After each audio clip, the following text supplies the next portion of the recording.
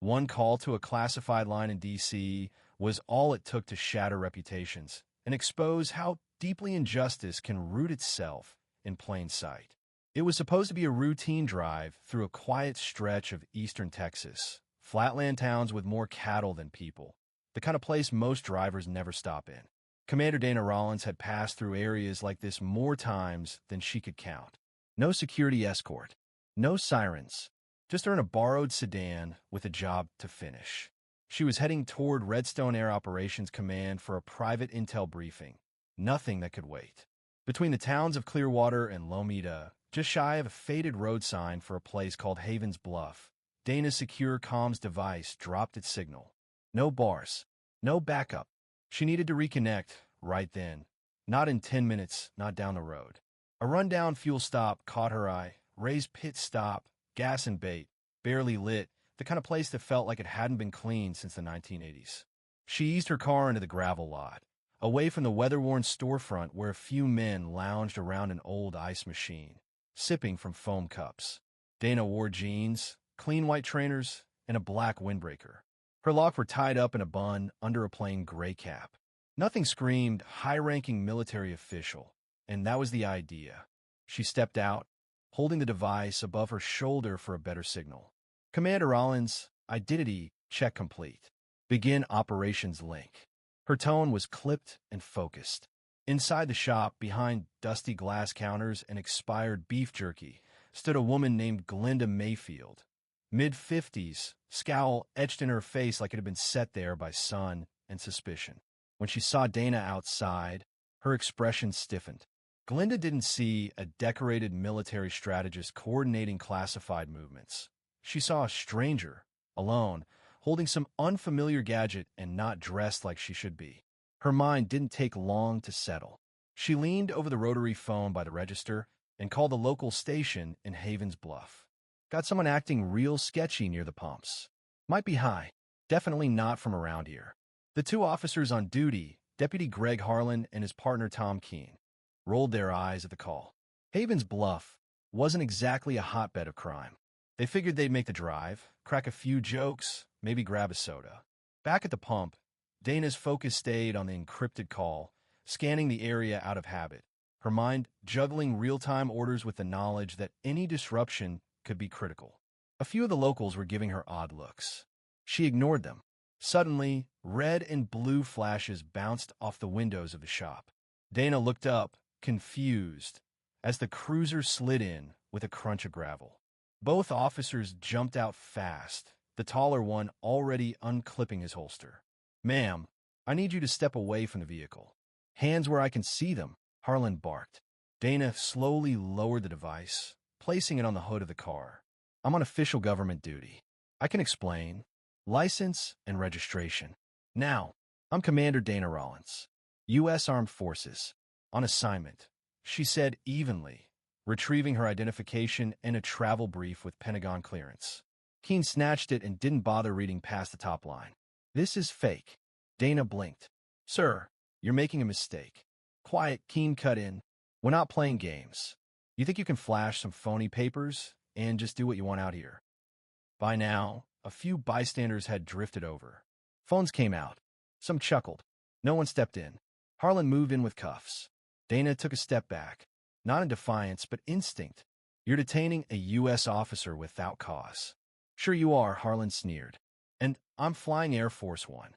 Before she could say more, they grabbed her arms, yanked them behind her back, and locked the cuffs tight. The secure device, still linked to D.C., tumbled off the hood and hit the ground. Inside the Pentagon, analyst Marcus Bell sat staring at the screen labeled Rollins, active OPS.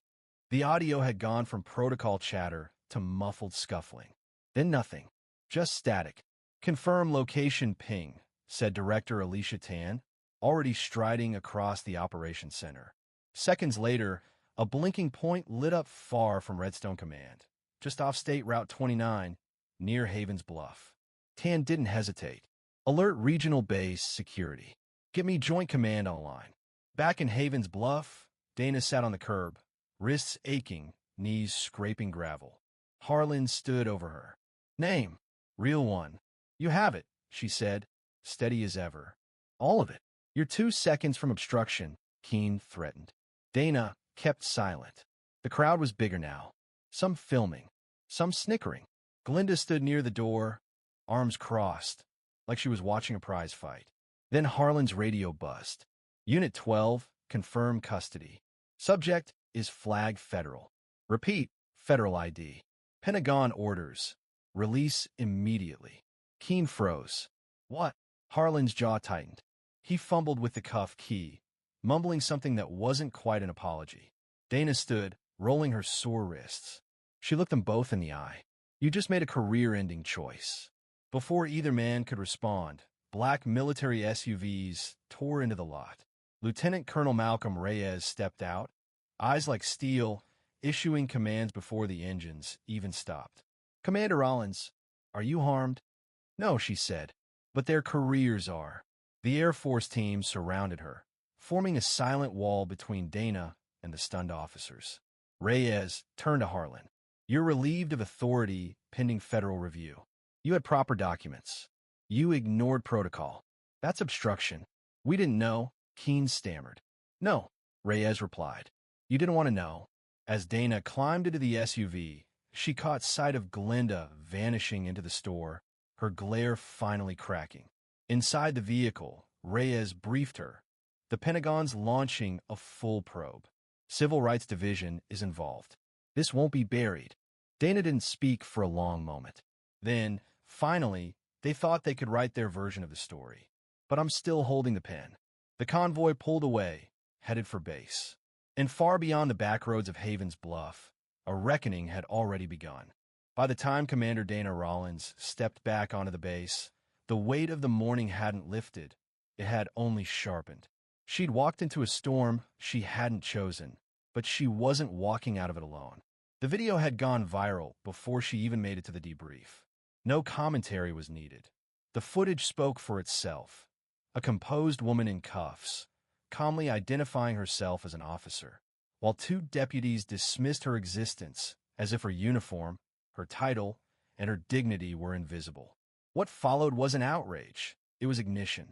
Veterans groups issued public demands. Legal organizations from Austin, D.C., and beyond filed formal complaints. Prominent officials made statements. But it was the ordinary voices that made the most noise. Teachers, nurses, fellow service members, young cadets. People who recognized in Dana's stillness the kind of strength they'd always been taught to hide. This wasn't just her fight anymore. It was every person's who had ever been profiled, second-guessed, or silenced. Within 48 hours, Haven's Bluff found itself on the front page of nearly every major outlet. What was once a forgettable highway exit had become a battleground for accountability. Harlan and Keene were suspended, pending federal charges. Internal Affairs unearthed years of prior complaints. This time, there'd be no quiet retirement or backroom deals. Commander Rollins didn't give interviews. She didn't need to. Her silence and handcuffs had already said everything. But when she stood before the press outside Redstone Base, uniform crisp, voice firm, she didn't speak with anger. She spoke with clarity. She didn't ask for apologies. She asked for awareness, for responsibility, for systemic change that doesn't rely on viral footage to trigger consequences. And most of all, she asked the country to pay attention, not just to what happened to her, but to the thousands of unseen injustices that never make the news. When she stepped down from the podium, there was no fanfare, no grand gesture, just a long, steady walk back to the gates she'd earned her place behind. Not because she was granted it, but because she refused to let it be taken. And in homes and schools and offices across the country, people saw something in Dana Rollins that day, something unshakable. Not just a commander, a mirror, a challenge, a reminder that dignity isn't a privilege to be granted. It's a right to be defended. Every single time.